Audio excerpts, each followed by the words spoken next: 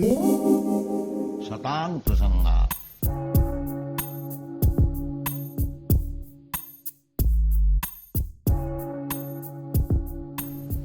Hare Krishna, dear devotees, and welcome to today's session. It's a glorious day today because we covered 1 month of motivation and inspiration during difficult times. Today is our 30th session. So I'm sure if you listen to these sessions, I'm sure something from this can help you in a difficult moment that you're experiencing.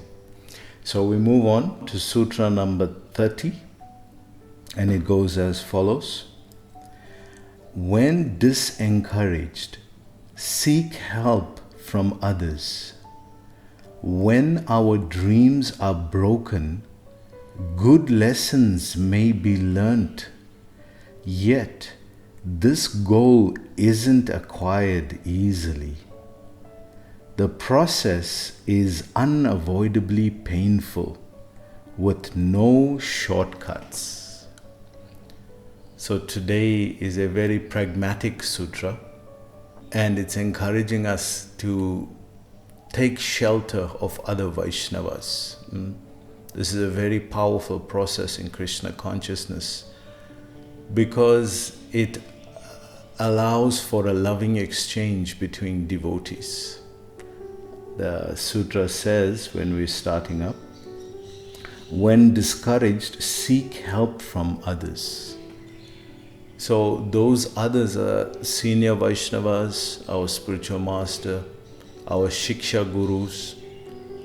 They're always ready to assist us. From their hearts, there's a conduit of bhakti, of love, to always try to assist us, always try to make sure that we understand what's happening and that we're able to take the necessary steps to improve. So in Nectar of Instruction, this is described as yadati pratigrinati ghuyam akyati pritchati bhunkte bujhayate chaiva satvidi priti lakshana. These are priti lakshana, qualities of love, of loving exchanges. And what is that? Exchanging one's thoughts in confidence. So this doesn't only help in problem times, it also helps as we're advancing higher. Then one of the sayings in Vaishnava, Gaudiya Vaishnava bhajan, is that keep your bhajan secret, keep your guru secret. You don't have to advertise it to the whole world. In a slang way, in Vrindavan, they used to say, keep your bedroom affairs to yourself. Because whatever is happening there, you don't need to tell the whole world.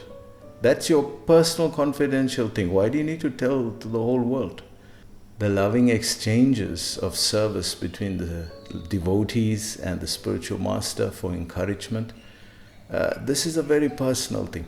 So we don't just, go out in the open and, oh, my Guru Maharaj, and these devotees are helping. It's a personal thing. We keep it confidential.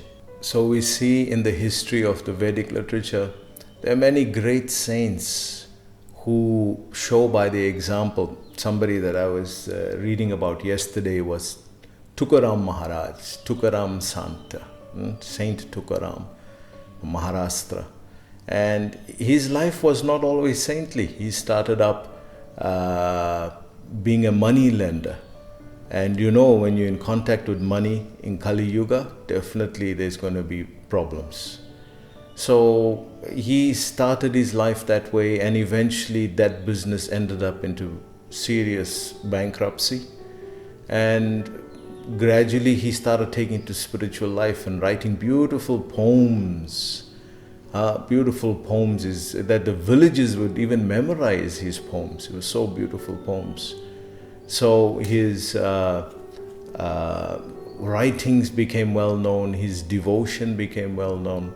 Great devotee of Panduranga, Panduranga Viktala.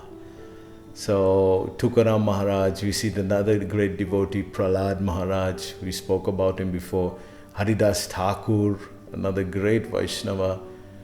And if we look at their history, all of them had difficult lives. Somehow that difficulty that life has thrown at them ended up being their greatness, because they, taking shelter of the Lord, they went through that difficulty, and that's why they're great today.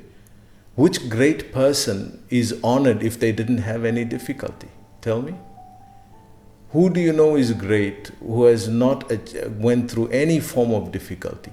You look at all of them. Jesus Christ, Haridas Thakur, our own Srila Prabhupada, what their lives were like. Srila Prabhupada himself went through serious difficulty.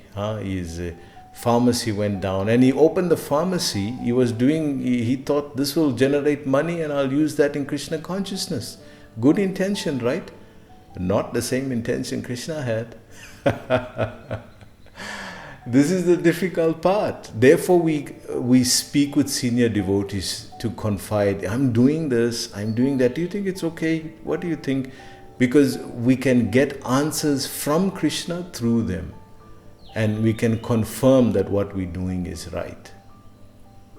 So Srila Prabhupada, his pharmacy went down, his wife was not cooperative, sold his Bhagavatam set. You must know that was a very big thing at that time. There was no TVs, the only form of education, even books were less. Chaitanya Charitamrita was not even available in print. So rare. So, and then to sell that off for tea biscuits, such a petty thing. Something you can just eat within a few minutes, and you gave a Bhagavatam set away for that. That was so... So he looked at all that, and then he gives in this one lecture, he talks about his life, and he explains this verse from Bhagavatam 10:88:8. Yasyaham manugranami, yasyaham manugranami, harisya tad dhanam shanai, tato dhanam tyajanti tasya svajana dukkha dukkitam.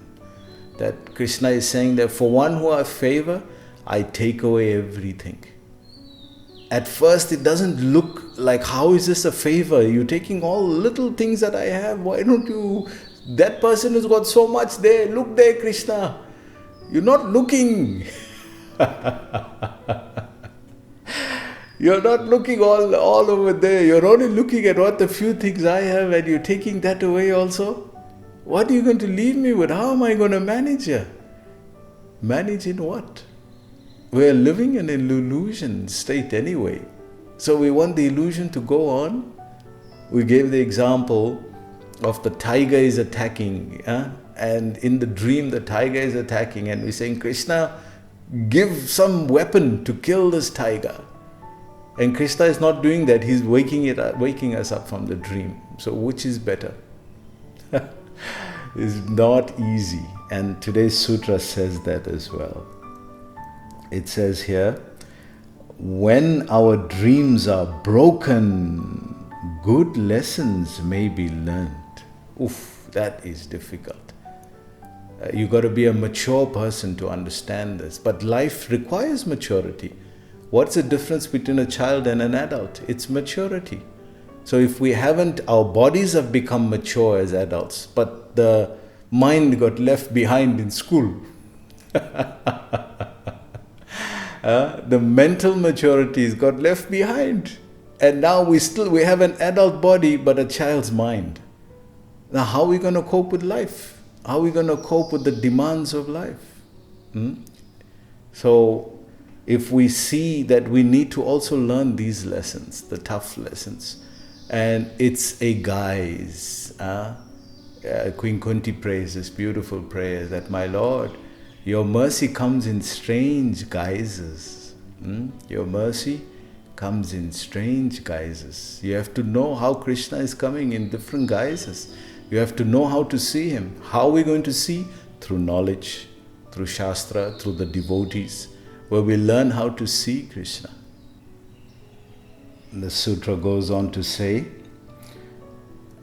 yet this goal isn't acquired easily. The process is unavoidably painful with no shortcuts. We're always wanting a shortcut. One time they asked Prabhupada, is there a shortcut? Can you make it easier? Prabhupada says, Krishna consciousness is the shortcut. And you think about that, it is the shortcut. Everything is modified and streamlined for our bhaktis. And we can also still enjoy things that we like. So it is the shortcut. We're always looking for the shortcut. And we see this amazing story of Bilva Mangala Thakur.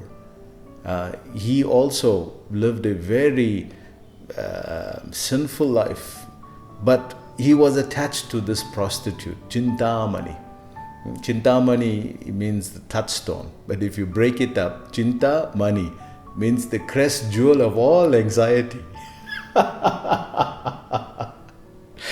Crest jewel of all anxiety. She's just going to give you problems. And he would endeavor and endeavor. He got so attached to this prostitute that the day his father passed on, he was rushing the priest, quickly, do this thing, I have to go.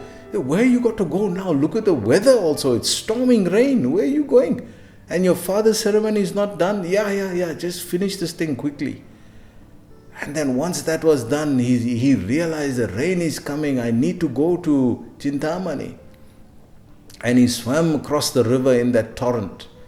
And he caught on to something because he couldn't make it through. And he thought it was a log. When he got to the other side, it was a dead body that was floating down the river. But look at his drive to go there. Then he got to a house. She was already saw the rain and everything. She locked up and went to sleep. So he tried to call. Nobody can hear in that weather. And then he climbed up the tree. And he saw a vine. He grabbed onto that. It wasn't a vine, it was a snake. But still he carried pursuing, jumped over the fence, got to the door. And he knocked on the door. And she came downstairs and she looked at him and she said, what is wrong with you? You came all the way here just for this body? Just for this miserable piece of this earth? What is wrong with you? How can you be so crazy, a man like that? If you had 1 ounce of this kind of determination to love Krishna, your life will change. And these words struck his heart very deeply. And from this, he realized something happened. Like they say, the penny dropped. And he changed his life. And then he went on to Vrindavan, and on the way to Vrindavan again he got struck by this desire. As you know, there's different bathing ghats in Vrindavan or any holy place in India, the villages, there are different bathing ghats, so separately for the men and the ladies. So he went to one part where the ladies were, and he saw this lady, Brahmani. It was a Brahman lady, and he got bewildered. And but at that moment he caught himself and he realized, no, this is just craziness. So he followed this lady all the way, and she, naturally, she's a lady, and she was like, who is this strange man? And she got to the house, and the husband was there, and then and then Bilva Mangal Thakur, he spoke to the husband, Prabhu, please, can you please ask mother to give me her hairpins? And this person was a devotee, so he understood this person is respectful and there's something deeper here. So he asked her and she gave it. And from that he pierced his eyes. No more distraction in bhakti. No other alternatives now.